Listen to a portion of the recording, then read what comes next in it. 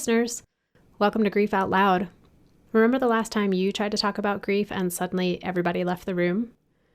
Grief Out Loud is opening up this often avoided conversation because grief is hard enough without having to go through it alone. We bring you a mix of personal stories, tips for supporting children, teens, and yourself, and interviews with professionals in the grief world. Platitude and cliche-free, we promise. Grief Out Loud is hosted by me, Jana DeCristofaro, and produced by the Dougy Center for Grieving Children and Families in Portland, Oregon.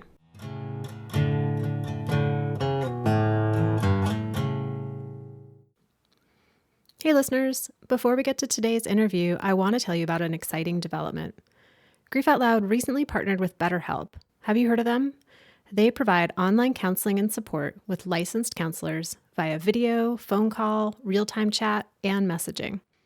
When BetterHelp reached out to us to ask if we wanted to partner, we thought, well, we better try it before we recommend it to you.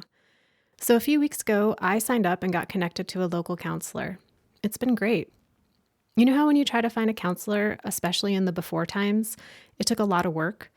When you do finally connect with someone, you might have had to trek across town or even to a different town, navigating traffic and scheduling. With BetterHelp, I got connected in just a few days. The scheduling was super easy, and the commute just required me to walk across my house to a different room. If you're needing support and counseling, give BetterHelp a try. You can sign up using our specific Grief Out Loud link. It's betterhelp.com/grief, and you'll get 10% off your first month. So once again, it's betterhelp.com/grief. Okay, here's today's interview. When someone dies, we grieve what we shared with them in the past, but we also grieve for all the events that will unfold without them in their physical form. Big events like birthdays, graduations, weddings, becoming a parent, starting a career, going through a breakup, moving, and, a pandemic.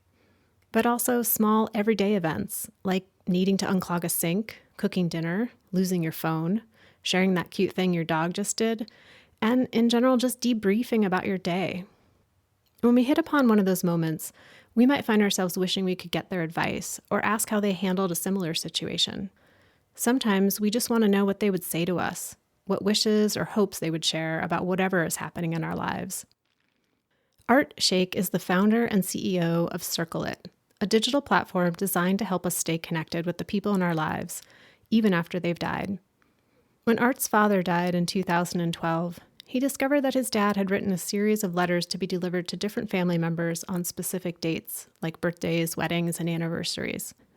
Carrying out his father's wishes inspired Art to create CircleIt, in the hopes that everyone would be able to create these legacies. On CircleIt, you can record, share, and preserve memories to be shared with family and friends now and in the future. Art, thank you so much for coming on to Grief Out Loud today. I'm looking forward to our conversation. Happy to be here, Jenna. Thank you very much for inviting us. And your father was the inspiration for CircleIt. Tell us a little bit about him. My father had a very interesting life. Very early in his age, he went to Merchant Marine Academy. He was a sailor, right? So he got to travel all over the world. And with the power of camera and a video camera that was coming up at that time, that was one of his prized purchase, very similar to what iPhone people will buy today. And stuff. That is how he took that, and he captured amazing memories throughout his life that he left for his generation. And that was the inspiration, is how to help dad transfer that knowledge and great memories to the future generations who would want to see and know.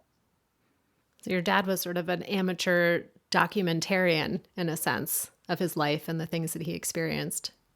A little more than that, I would tell you, because obviously growing up in Pakistan, and my dad's job in the shipping wasn't like making big bucks, right? I mean, they limited amount of money, so small amount of money. So he had the camera. Well, guess what? That became the camera for every family member who was getting married. So before videographers were there making thousands of dollars, my dad was out making videos.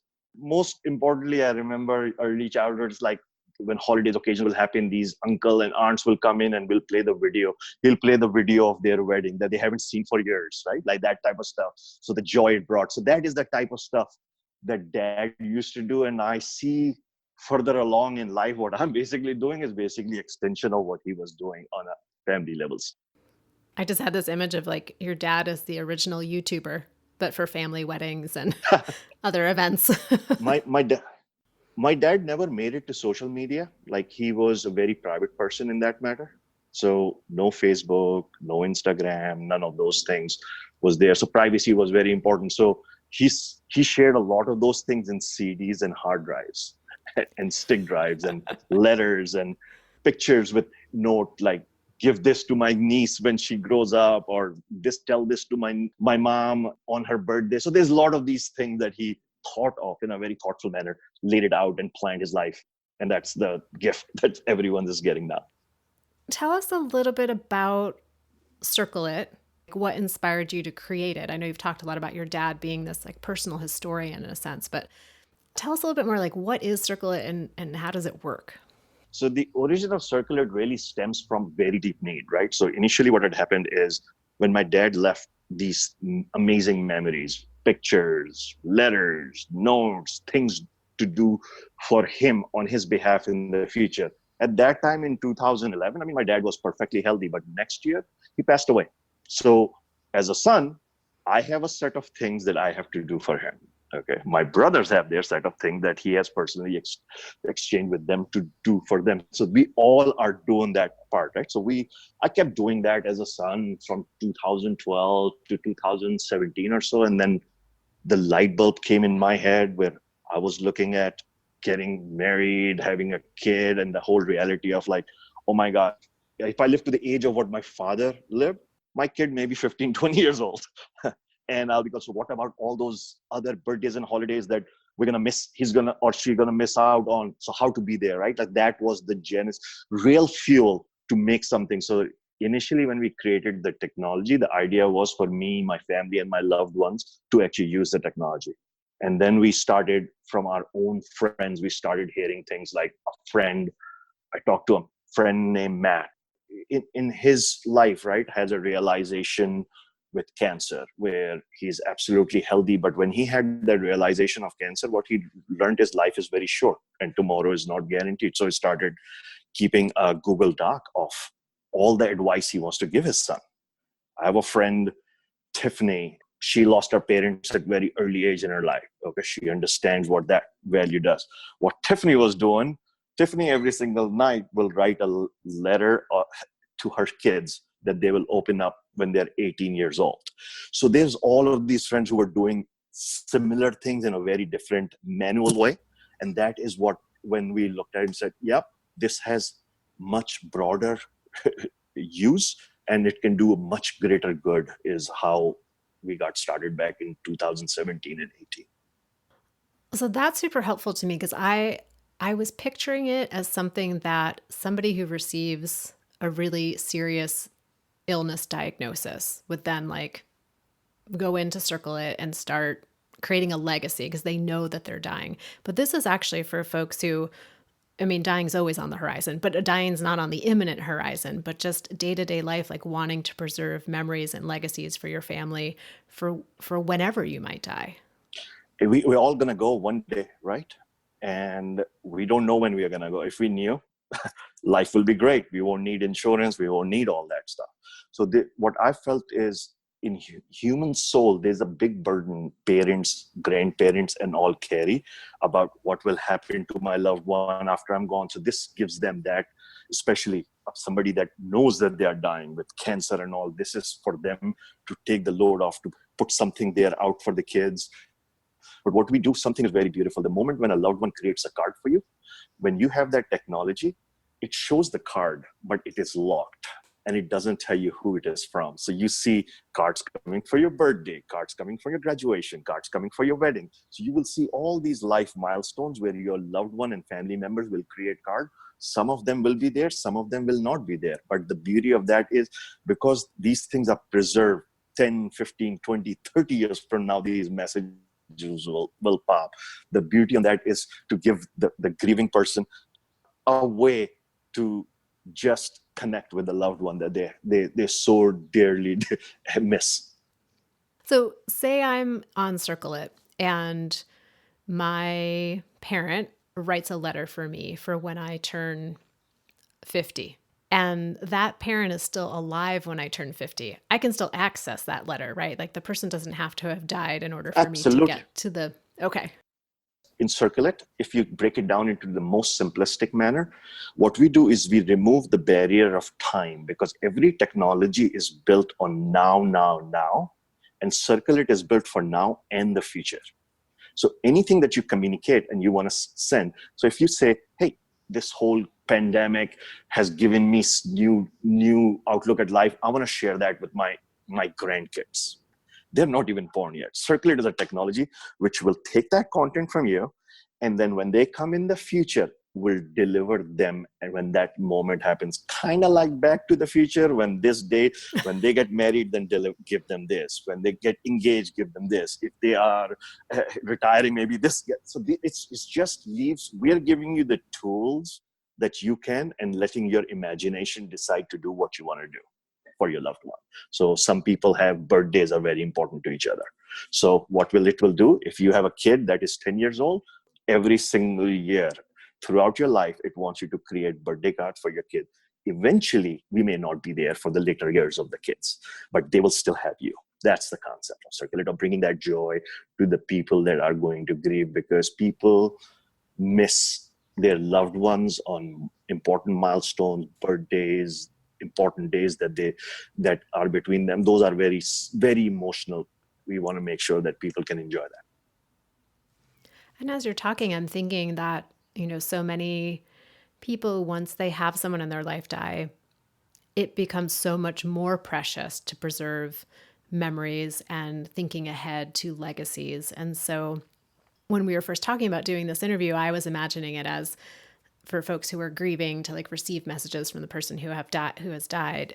But I think of it as like, say someone in your life dies and you have this newfound awareness and appreciation for constructing memories and connection, that this is actually a place you could go in your grief and start to create that for the other people in your life, whether it's your children or your cousins or your friends or anyone else who's still alive. So anyways, I just had that little thought of like, oh, this is actually something you could do in your grief that might be a really helpful part of that process. What are you starting to hear from users, from people who are engaging in CircleIt? It's a very shocking experience. I see. I never expected this type of reaction, I'll tell you. Most 99% of the time when people understand what this technology will do for them and their loved one, they literally cry. It really shakes them when they fully understand what this technology will do long after they are gone. We have a technology that delivers cards and all these, but we are going to transform this into a truly generational technology where your future generation will come here and learn about you in a very private manner. Oh, it's like your own personal Library of Congress archive where It is. people of future generations can go back and historically see who you were and the impact that you had in the world. Exactly. So everything that we curate, we keep it private. So will display it out to your future generation. That will come in 30 years from now, 40 years from now, 50 years from now, 10 years from now. But more importantly, for the people that are living, is the joy of getting all those. So I'll give you an example. Like Deborah Tenney's husband passed away a few years ago, and one of the things was important to them was Valentine's Day. And I saw that video of Deborah Tenney from Arizona, and literally when she got those flowers, like the true expression of human emotion was there. And to everyone, it feels different. Somebody loves the privacy, somebody loves the whole timelessness part of it. So people are finding great use in this. There's not one particular use, that one line. Like even we're talking about all the folks with cancer. Think about all the folks with Alzheimer's, that our memory is something that they are struggling with, and they're using CircleIt to create those things for their loved ones. That sounds so powerful. And you get so animated, when you talk about how it's affecting other people. And it makes me wonder, how has creating this technology and interfacing with users affected your own grief about your father's death? Obviously, loss of father always going to stay with you, but what it's a higher meaning now. What I'm looking at it is what I'm doing is going to bring so much good for the people. So what I'm doing, my mission is, I want to do this, to build this to honor my father. So That's the big mission that drives me to do this crazily for the last 2 years. Yeah, it seems like such a way to carry on his legacy of what he did in his life. Yeah, in grief process, there is joy also comes in, because what I'm hearing from the users on what this will do for them, when I hear that, it further reinforces that we are on the right track of building something very precious and personal for people. So it's really, we want to build a technology. That technology will be out of it. It's between you and your loved one. We are like the Uber, who's, if you're going to give us something here, like a FedEx maybe, here, and say it goes and delivers in this, CircleIt will do, whether it's digital, physical, and we have much bigger roadmap of how we want to develop this thing to around servicing families through all the things that you will need in a generational technology. Yeah, I love that. It's grief Uber and helping people get their memories where they need to go. And the other thing I'm wondering about is CircleIt is really focused on the idea that preserving memories and legacy is a good thing. Like it's a helpful thing. And there are a lot of people when they're grieving are like, this is too painful. Like what is the point of trying to remember? Because it's just too agonizing. What's your sense of that? I went through this personally. I went through personally when I had the first letter from the dad that he sent in 2011. There were other series of things. It took me because that the second letter that I was reading, that I was supposed to read after he died, it took me 6 months close to actually have the courage to read that, because there was so much in it. It was emotionally a lot. So when we built the technology, we wanted to make sure that everything is into bite-sized chunk. All that memory at one time was very overwhelming, hundreds of pictures and all that. So CircleIt chops it up. Maybe on the wedding day, mother wanted to send a message to her daughter and the husband, right? Like those are all the things that this technology will be able to do. Yeah, in a sense, it's almost normalizing accessing those memories too, just thinking about it from that perspective. And what do you think your dad would say about what you've created with CircleIt? He would love the fact that I was doing this in a private manner, because that's what he stood for. He would be very proud of the fact that we are finding a very honest way to actually deliver people this and keep it, and not commercialize their love and emotions, right? Like that is very extremely important to me, and was important to my dad as well. So he would be very proud that this technology is going to extend what he started. Basically, if he was alive today, that's what he would say. Think about this way: that one private message to your son or daughter 5-10 years from now, do you really want that to show up on social media? And not, it's very personal communication between people, and taking time to remember somebody. Or even I'll tell you this way, just imagine this, right? That the true CircleIt thing is about caring about somebody and bringing families together. So when you create a card today, or if I'll create a card for my nephew's birthday that he will get for 10 years from now, I'm putting in time and effort thinking about him. So those cards 10 years from now are more precious than any card you can walk into Target or 7-Eleven and get and write that in the last 5 minutes of that. So that is what we are going for, upping the quality of the relationship. So birthdays and graduations are not just HPBD or whatever the abbreviation people use, right? To me, it's just so impersonal. Like, what is in it? Like, I might as well not even do that. So this is where CircleIt is a technology for people that matters the most. It's not for the rest of the way. It's for the people that you really care about, and for you to communicate, and for them to likewise. And I'm imagining this is so on people's minds right now in the context of the COVID-19 pandemic, where we're having to get really creative about creating and maintaining quality connections with people that we might not be able to spend time with in person. And we do have to rely on technology to cultivate and expand those connections. So this seems like a good overlap in terms of context right now. Yeah, we are seeing some of that. I mean, as a startup, first month in the App Store and Google Play, I mean, literally in the first month, we just finished our first month. We acquired 147,000 users in 154 countries. I'm seeing this. This is, again, I'm not going to pat myself on the back. This is true human emotion at play. This is a very important technology that solves a very important people's problem, which is time. Yeah, time and relationship And how the time is limited, but the relationship can be infinite. Yeah, yeah. Because our loved one won't forget us when we are gone, right? Whether you are there or not, it will still do what you have asked it to do. It will be the custodian to execute what your wishes are.